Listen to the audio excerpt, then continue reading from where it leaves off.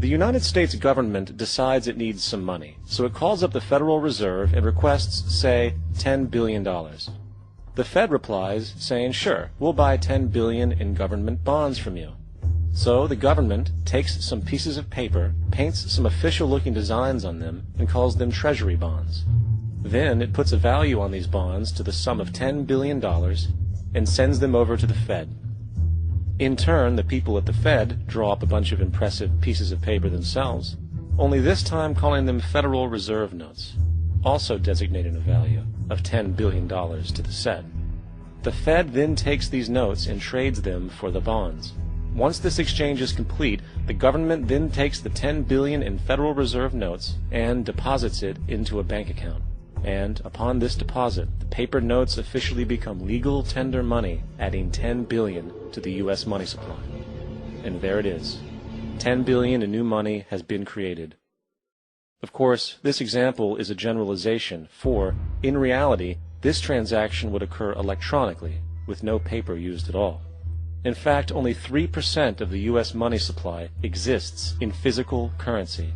The other 97% essentially exists in computers alone.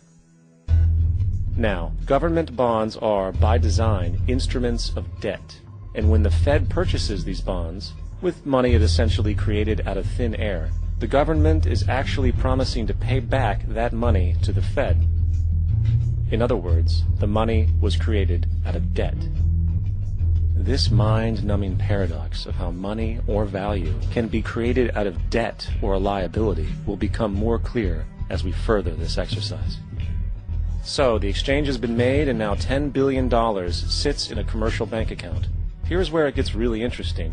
For as based on the fractional reserve practice, that $10 billion deposit instantly becomes part of the bank's reserves, just as all deposits do.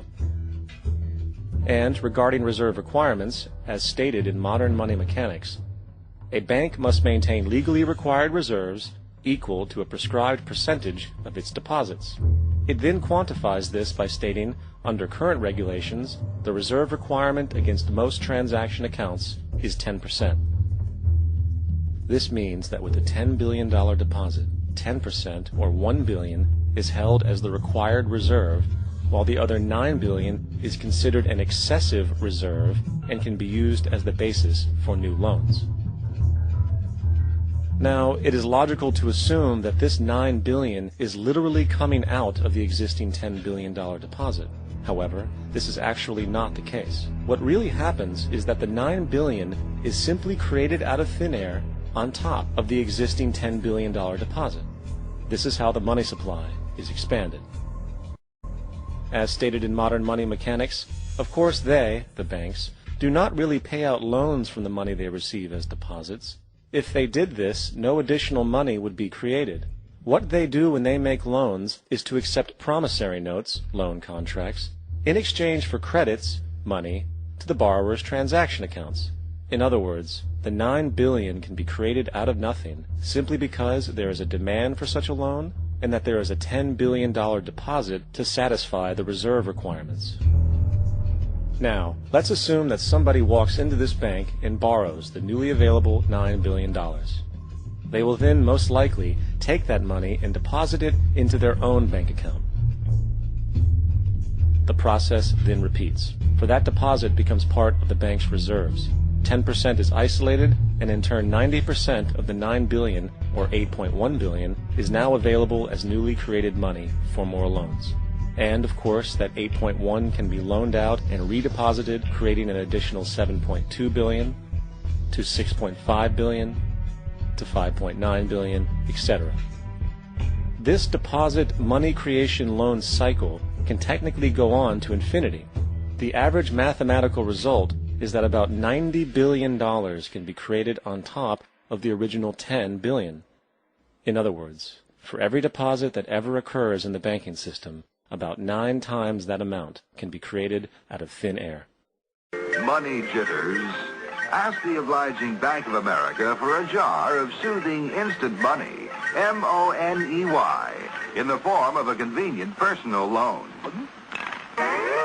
So, now that we understand how money is created by this fractional reserve banking system, a logical yet elusive question might come to mind. What is actually giving this newly created money value? The answer? The money that already exists. The new money essentially steals value from the existing money supply. For the total pool of money is being increased irrespective to demand for goods and services. And as supply and demand finds equilibrium, prices rise, diminishing the purchasing power of each individual dollar. This is generally referred to as inflation, and inflation is essentially a hidden tax on the public. What is the advice that you generally get? And that is, inflate the currency. They don't say debase the currency. They don't say devalue the currency. They don't say cheat the people who are saved. They say lower the interest rates. The real deception is when we distort the value of money. When we create money out of thin air, we have no savings, and yet there's so-called capital. So my question boils down to this: how in the world can we expect to solve the problems of inflation, that is, the increase in the supply of money, with more inflation? Of course, it can't. The fractional reserve system of monetary expansion is inherently inflationary. For the act of expanding the money supply, without there being a proportional expansion of goods and services in the economy, will always debase a currency. In fact, a quick glance at the historical values of the US dollar versus the money supply reflects this point definitively, for the inverse relationship is obvious. $1 in 1913 required $21.60 in 2007 to match value. That is a 96% devaluation since the Federal Reserve came into existence. Now, if this reality of inherent and perpetual inflation seems absurd and economically self-defeating, hold that thought, for absurdity is an understatement in regard to how our financial system really operates.